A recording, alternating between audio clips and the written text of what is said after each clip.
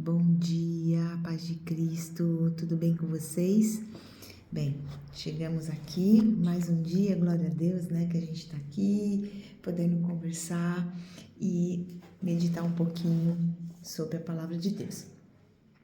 Hoje nós vamos continuar falando sobre Romanos ainda, Romanos 15, tá? Capítulo 15, e amanhã nós terminaremos, né? Amanhã a gente termina com 16.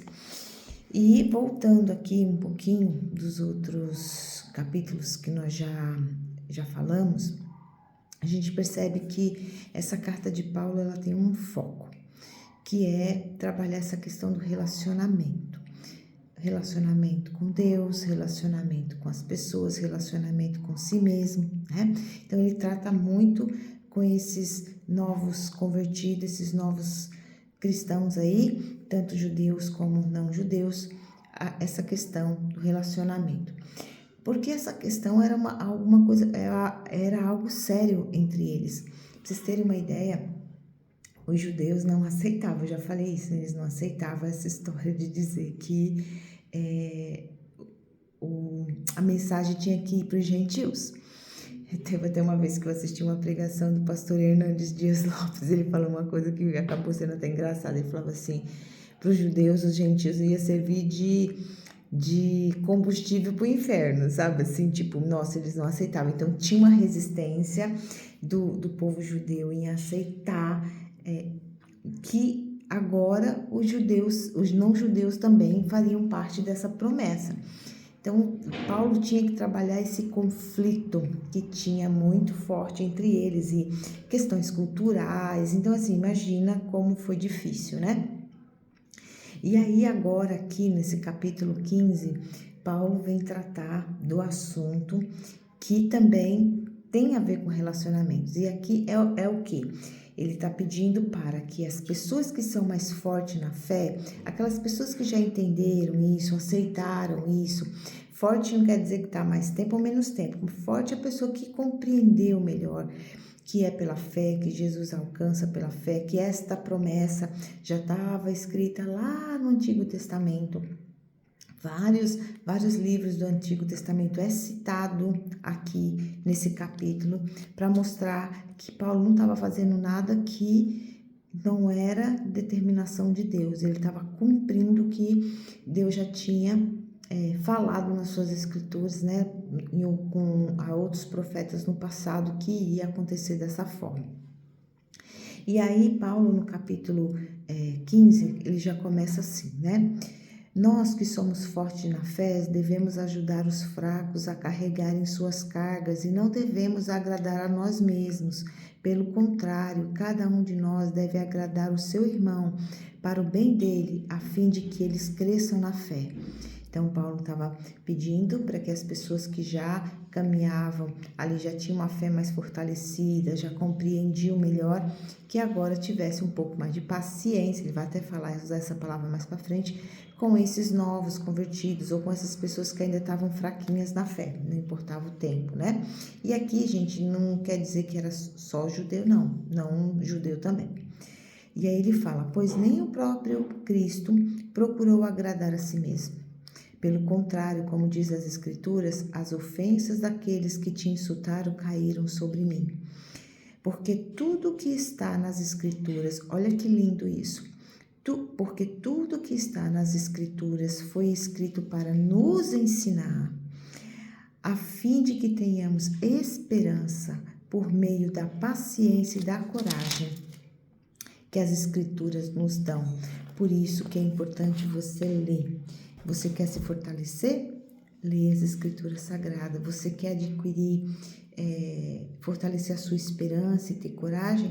É aqui que você vai encontrar, tá? Que Deus, a quem dá paciência e coragem, ajude vocês a viverem bem uns com os outros, seguindo o exemplo de Jesus Cristo. Veja, Deus nos dá paciência e coragem, por isso nós devemos orar e pedir isso a Ele. Peça paciência e coragem, principalmente para lidar com os irmãos. Isso é Um dos motivos que mais fazem as pessoas deixarem as igrejas é porque tem desavença, desacordo com os irmãos, não tem paciência, não consegue entender que muitas vezes não importa se o irmão está caminhando ali há 20 anos, mas ele ainda é fraquinho na fé, ele não se aprofundou completamente nas escrituras.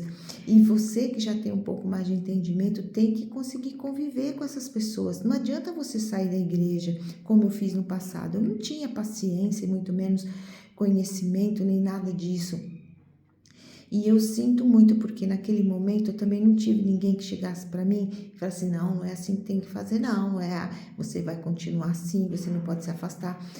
Eu fui alcançada depois de alguns anos por uma irmã, e glória a Deus por isso, porque ela usou essa pessoa para chegar até mim e me trazer de volta, me abrir os olhos, conseguir mostrar que eu estava errada com o meu pensamento, fugir da igreja por causa das pessoas, eu não estava tendo maturidade para isso. Então a gente tem que pedir para Deus sim paciência e coragem para que a gente possa ajudar e não atrapalhar. E eu vejo hoje o desafio de muitos pastores tendo que lidar com um conflito de irmãos dentro da igreja. Em vez de estarem sentados vendo como é que nós vamos fazer para alcançar as pessoas, não. Os pastores muitas vezes estão ali cansados, esgotados, tendo que lidar com picuinha de irmãos. Essa é a verdade. Nós cristãos precisamos colocar a mão na nossa consciência e ver se nós estamos fazendo bem para a nossa igreja, para os nossos pastores, se a gente está ajudando, se a gente está contribuindo, se a gente está só atrapalhando. E eu falo isso, gente, porque é visível, tá? Tem irmão que só pela misericórdia de Deus, a gente tem que ter muita, mas muita paciência mesmo para poder conviver. A pessoa não tem o mínimo de discernimento de separar o que é a igreja, que quer que a igreja resolva problemas que ele tem que resolver, né? Sabe assim? Desse tipo, desculpa o desabafo, mas essa é a verdade. Mas vamos continuar orando a Deus que Ele dá coragem e paciência para nós, tá bom? E isso para que vocês todos, como se fosse uma só pessoa, louvem a Deus, o Pai nosso. Deixa eu ler de novo. E isso para que vocês todos juntos, como se fosse uma só pessoa, louvem a Deus e Pai do nosso Senhor Jesus Cristo. Isso que deveria ser a nossa missão, né? Estarmos juntos, nos fortalecendo para alcançar pessoas. Aí aqui no 7 ele fala assim: portanto, aceite uns aos outros para a glória de Deus, assim como Cristo aceitou vocês. Cristo aceitou todos nós do jeitinho que nós somos. E nós não conseguimos aceitar nossos irmãos do jeito que nós somos. Se eles não tiverem a mesma opinião que a gente, não gostarem das mesmas coisas que a gente tem dificuldade de conviver com as pessoas. Falta muita maturidade em nós, né? Aí aqui ele fala o seguinte: pois eu lhe digo que Cristo se tornou servo de judeus a fim de mostrar que Deus é fiel para fazer com que se cumprissem as promessas feitas por Deus aos patriarcas e para fazer com que os não-judeus louvassem a Deus pela sua bondade, como diz as Escrituras Sagradas. Então aqui ele vai citar, está lá em Samuel, essa passagem aqui do Antigo Testamento. Por isso eu te louvarei entre os que não são judeus e cantarei louvores a ti.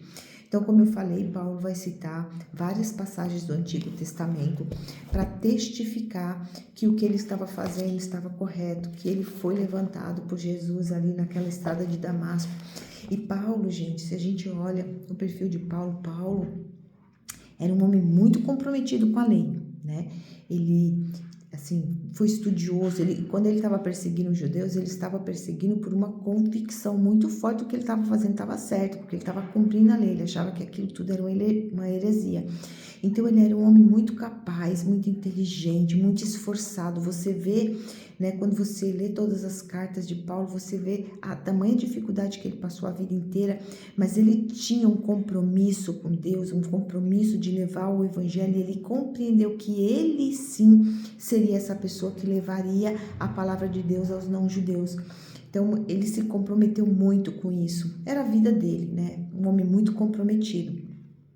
Então, ele tinha que ficar constantemente falando fazendo essas referências ao Antigo Testamento para validar o que ele estava fazendo, porque sempre tinha ali um atrito, uma coisinha ou outra que os judeus não concordavam muito. Tanto que quando ele chegou em Jerusalém, meu Deus, quase que ele morre, né?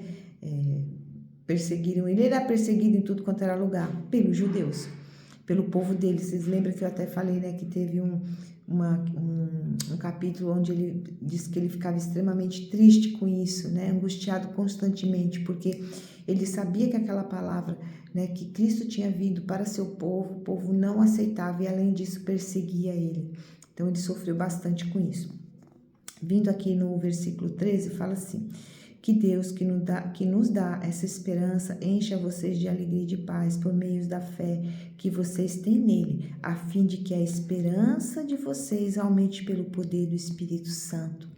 Então, o Espírito Santo tem poder e ele nos reveste de poder, por isso que nós devemos orar e pedir. E aqui novamente, né, Deus nos dá esperança, a essa esperança que nos enche de alegria quando a gente está passando pela tribulação, passando pela dificuldade. Você olha para todo lado e você fala: meu Deus, parece que não tem saída para a minha situação, mas essa esperança em Cristo, que o Espírito Santo, através do seu poder, derrama sobre nós, que traz aquela quietude, que é a felicidade que transcende todo o entendimento, aquela alegria que transcende todo o entendimento. Muitas vezes você olha para uma pessoa, você fala assim: meu Deus, a vida dela está desabando em cima da cabeça dela, mas aquela pessoa, ela tem uma serenidade, ela tem uma confiança, ela acredita. Por quê? Porque o poder do Espírito Santo está sobre ela. E às vezes a gente olha e não entende, e é isso que nós devemos buscar constantemente. Indo aqui para, vamos dizer assim, que é uma segunda parte, né, que Paulo fala aqui no versículo 15, vai fazer assim, ó: fazer com que vocês lembrem essas coisas que já sabem. Paulo fala aqui nesse pedaço, que ele fala que ele teve que escrever essas cartas para os romanos, né, para a igreja de Roma, mesmo sabendo que eles já sabiam de tudo isso, ele estava repetindo tudo isso. Então ele fala: porém, nesta carta, me atrevi a escrever com toda a franqueza para fazer com que vocês lembrem das coisas que vocês já sabem. É mais ou menos aquela frase: o óbvio precisa ser dito novamente. Então, muitas vezes a gente fala assim: nossa, mas isso aqui da palavra de Deus eu já conheço. Por que tem que repetir? Porque o óbvio tem que ser dito sempre, constantemente, tem que ser pregado constantemente. A dedicação a Ele pelo Espírito Santo. Deixa eu voltar aqui um pouquinho. Eu sirvo como sacerdote ao anunciar o Evangelho que vem de Deus e faço isso para que os não-judeus sejam uma oferta que Deus aceite, dedicada a Ele pelo Espírito Santo. Por estar unido com Jesus Cristo, posso me orgulhar do serviço que faço para Deus. Que lindo! E nós também devemos nos orgulhar. A partir do momento que você está pregando a palavra de Deus, você está vivendo. Primeiro a gente tem que viver, buscar viver. É fácil? Não é fácil. Paulo mesmo fala que o bem que nós queremos fazer, nós não fazemos, e o mal que nós não queremos, esse nós fazemos. Então, é difícil, mas não é porque nós sabemos que nós somos pecadores que nós vamos deixar de ler as Escrituras, de orar, de jejuar e falar da palavra de Deus. No caminho, Deus vai nos aperfeiçoando e, de repente, uma palavra que é falada vai tocar o coração de alguém. Nosso trabalho é servir, é fazer a obra. O restante quem faz é o Espírito Santo, tá bom? Então, aqui tem uma parte também que me chama muita atenção, que fala novamente do poder do Espírito Santo. Ele fortalece esse poder que o Espírito Santo tem, né, no 19, pelo poder de sinais e milagres, pelo poder do Espírito Santo de Deus. Assim, viajando desde Jerusalém até a província da Ilíria, tenho anunciado de modo completo o Evangelho a respeito de Cristo. Então, quem vai te cobrir de poder é o Espírito Santo. No momento que você se coloca a serviço da palavra de Deus, a evangelizar, o Espírito Santo vai te cobrir de poder, né? E aí aqui tem uma parte interessante que fica uma reflexão para mim, porque Paulo, quando escreve essa carta, logo lá no comecinho, ele fala que ele queria visitá-los. Fazia muito tempo que ele estava querendo visitar essa igreja em Roma, mas que Satanás não permitiu. Vocês lembram que a gente já falou sobre isso?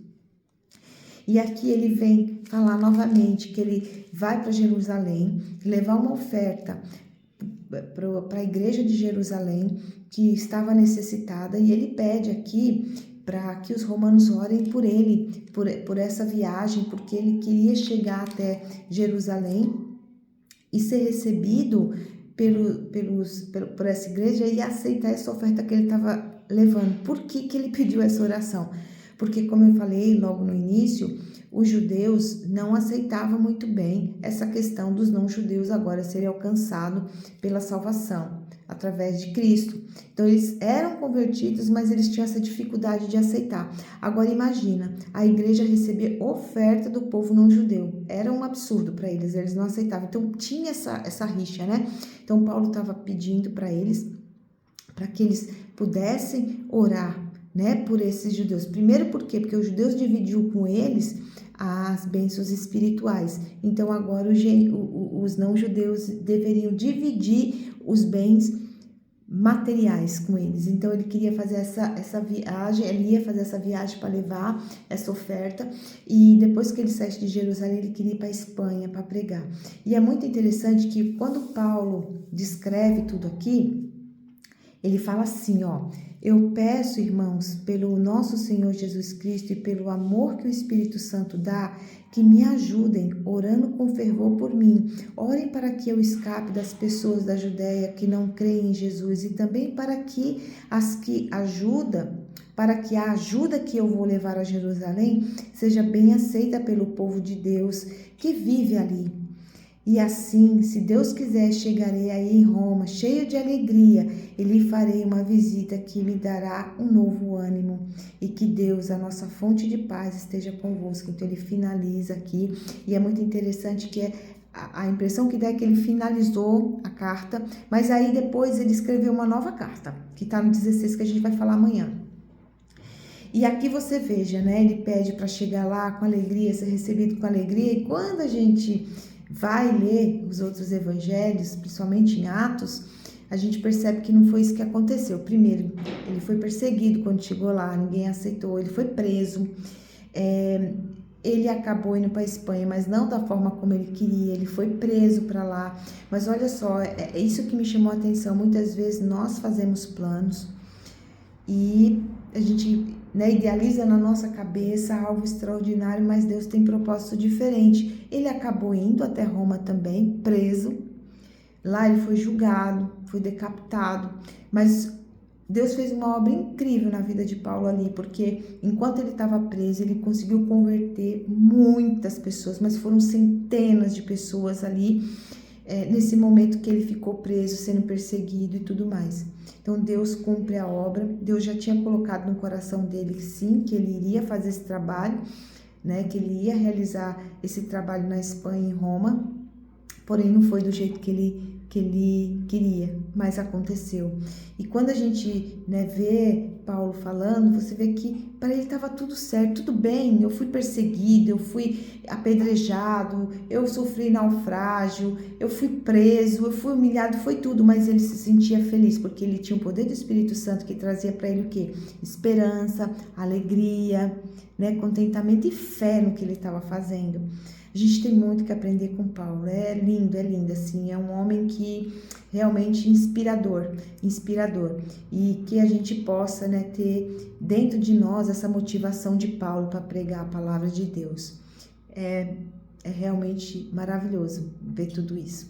Então, hoje era isso que eu queria falar com vocês. Desejo que vocês tenham um sábado abençoado. Leia todo o capítulo, novamente leia todo o capítulo. E compartilha, fala o que você entendeu, fala as tuas reflexões, compartilha comigo para eu saber que pelo menos tem alguém do outro lado que está ouvindo o que eu estou falando aqui, está chegando até você, tá bom? Então, espero que o Espírito Santo toque o seu coração, assim como tem tocado o meu, me movendo a fazer esse trabalho, a cumprir essa obra, e que ela possa alcançar muitas e muitas pessoas, tá bom? Que Jesus Cristo esteja com você. Amém.